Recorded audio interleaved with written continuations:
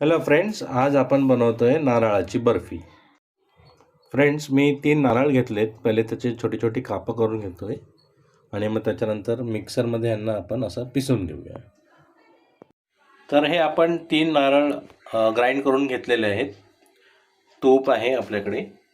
ह्याच्यात आपण टाकणार आहेत मिल्क पावडर, मनुके, बदाम आणि थोडी ठेचून घेतलेली वेलची आणि 1 वाटी साखर.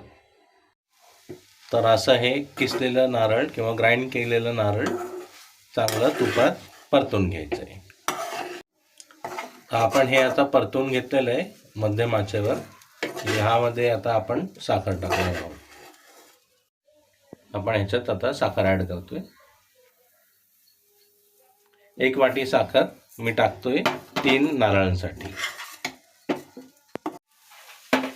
थोडी थोडी करून साखर टाकायची, तिला जरा बाइंडिंग भेटेल खोबऱ्याची. मग 3 ते 4 मिनटं आपण ह्याला चांगलं मध्यम आचेवर भाजून घेतलेलं आहे. तर आपण पाहू शकता ह्याचा कलर चेंज झालेला आहे, हलका हलका चॉकलेटी होतो. साखर चांगली विरघळलेली आहे. आता आपण ह्याच्यात टाकूया मिल्क पावडर, मनुके आणि बदाम.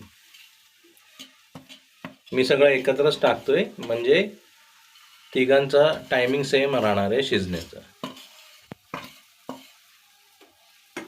हे चांगलं आपण मिक्स करून घेतो.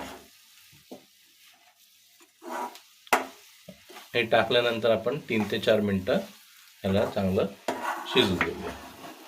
फ्रेंड्स, यात आपण आता वेलची पूड टाकून घेतोय. हे झाल्यानंतर आपण एक ताटावरती त्यांना थापून घ्यायचं. आता एका ताटामध्ये आपण अशा प्रकारे सगळीकडे तूप लावून ठेवतोय.